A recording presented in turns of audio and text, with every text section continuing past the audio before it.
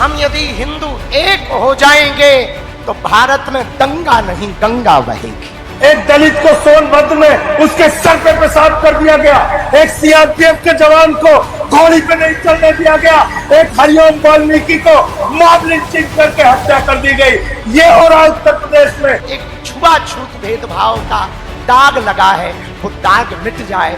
मुसलमानों का फर्जी इनकाउंटर करते हो, ऐसा समाज हमें नहीं चाहिए। दोस्तों नमस्कार, आज हम बात करने जा रहे हैं दो ऐसी पदयात्राओं की जिन्होंने देश की राजनीति में जबरदस्त हलचल मचा दी। दोनों यात्राएं पहली बार अलग अलग दिशाओं से निकली, लेकिन उनकी गूंज दिल्ली की सत्ता तक सुनाई दी। एक तरफ बागेश्वर धाम के पंडित धीरेन्द्र शास्त्री की दिल्ली से मथुरा तक की पदयात्रा और दूसरी तरफ आम आदमी पार्टी की अयोध्या से प्रयागराज तक की पदयात्रा। इन दोनों पदयात्राओं में दिलचस्प बात यह है कि पहली यात्रा बिहार चुनाव से पहले शुरू हुई, जबकि दूसरी यात्रा चुनावी मौसम से बिल्कुल दूर निकाली गई। आज हम इन्हीं दोनों यात्राओं की इनसाइड स्टोरी के बारे में बताएंगे कि आखिर किसका क्या मकसद था, इन यात्राओं से किसे फायदा हुआ और इन दोनों यात्राओं ने देश की राजनीति को कहां पहुंचा दिया। करते हैं बागेश्वर धाम की इस पदयात्रा की।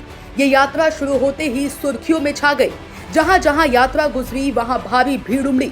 लोगों ने धन की बारिश की, साधु संतों की लंबी कतार दिखी और बीच बीच में कुछ राजनीतिक चेहरों की मौजूदगी ने लोगों को सोचने पर मजबूर कर दिया।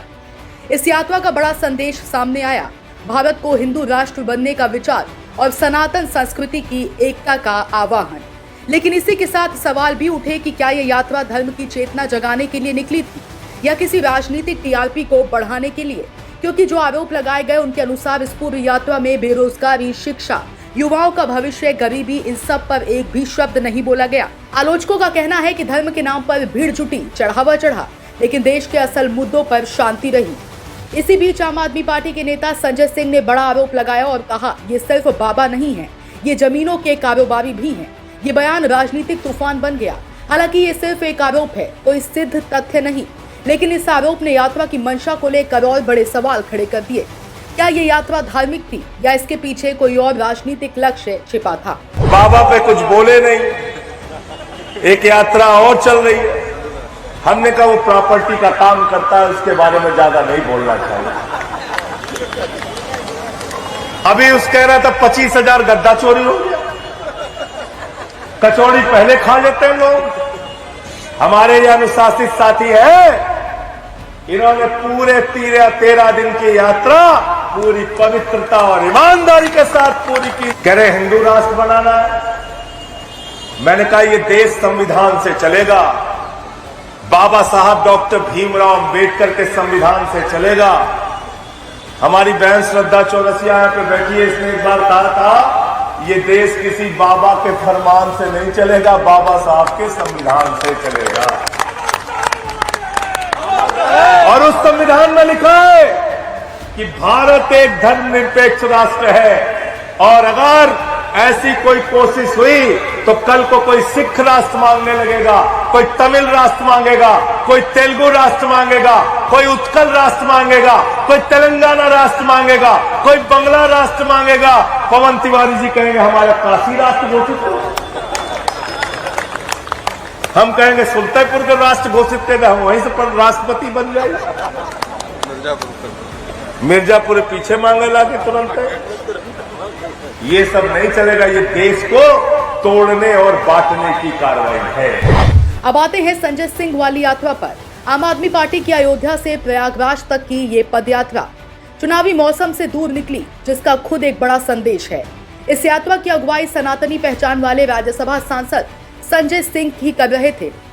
इस यात्रा का फोकस था देश की बेरोजगारी, युवाओं की शिक्षा, समाज में फैल रही नफरत और भाईचारे की जरूरत।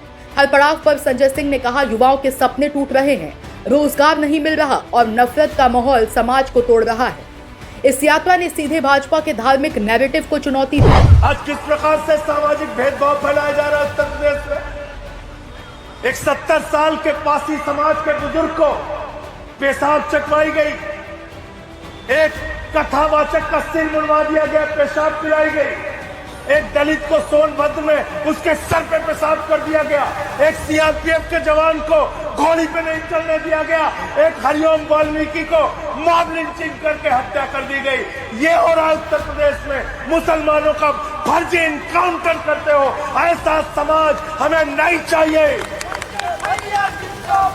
जिंदाबाद जिंदाबाद। उनके घरों पे बुलडोजर चलाते हो, उनके मकानों पे बुलडोजर चलाते हो, दुकानों पे बुलडोजर चलाते हो। इसीलिए हम सरयू से निकले और संगम में आए। हमने संदेश दिया पूरे देश को, पूरे उत्तर प्रदेश को कि जब गंगा, यमुना, सरस्वती पवित्र नदियां मिलकर आपस में रह सकती हैं, तो इस देश का हिंदू, मुसलमान, सिख, ईसाई, अगड़ा, पिछड़ा, दलित, सवर्ण एक साथ मिलकर क्यों नहीं रह सकता?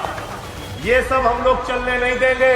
याद रखना, पत्रकार लोग हमसे पूछ रहे थे, संजय जी अभी तो बिहार में ऐसा परिणाम आया है, ऐसे समय में आप यात्रा क्यों निकाल रहे हैं? मैंने कहा था, डॉक्टर लोहिया ने कहा, इस देश के अंदर अगर सड़क खामोश हो गई तो संसद आवारा हो जाएगी।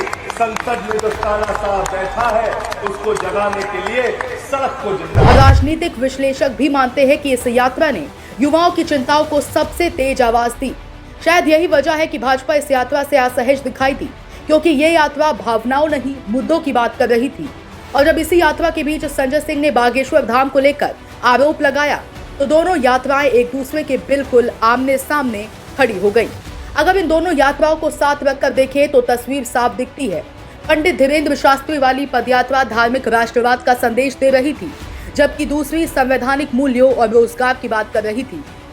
बागेश्वर वाली यात्रा में भीड़ चढ़ावा धार्मिक नारों और हिंदू राष्ट्र के विचार के इर्द गिर्द घूमती रही, जबकि आप नेता संजय सिंह वाली पदयात्रा बेरोजगारी, शिक्षा और सामाजिक सौहार्द की पुकार बनकर निकली। राजनीतिक विशेषज्ञों का कहना है कि पहली यात्रा अप्रत्यक्ष तौर पर भाजपा के सांस्कृतिक एजेंडे को मजबूत कर रही थी, जबकि दूसरी यात्रा उसी एजेंडे को सीधी चुनौती देती दिखी। और अब सबसे बड़ा सवाल, देश किस दिशा में जा रहा है? ये दो पदयात्राएं सिर्फ यात्राएं नहीं थी, ये दो विचारधाराएं थी। एक रास्ता धार्मिक भावनाओं और राष्ट्रवाद के नारे की तरफ जाता है और दूसरा रास्ता युवाओं के रोजगार, शिक्षा और समाज को जोड़ने की तरफ। आने वाले समय में राजनीति का असली संघर्ष इसी के बीच होगा। एक तरफ भावनाओं की राजनीति और दूसरी तरफ मुद्दों की राजनीति। और ये साफ है कि इन दो यात्राओं ने आने वाले राजनीतिक मौसम की शुरुआत कर दी है। Bureau report, DK Tripathi, Saam TV digital, Uttar Pradesh. Subscribe करें साम टीवी, क्योंकि हम आ गए हैं अब आपके बीच। दिखाएंगे सत्ता के वादों और अपराधियों के एक एक कारनामे की हकीकत। और हाँ, अगर आपके पास भी हो कोई ऐसी खबर तो कमेंट करके हमें बताएं, क्योंकि बिना डर और दबाव के हम दिखाते हैं हर एक खबर डंके की चोट पर।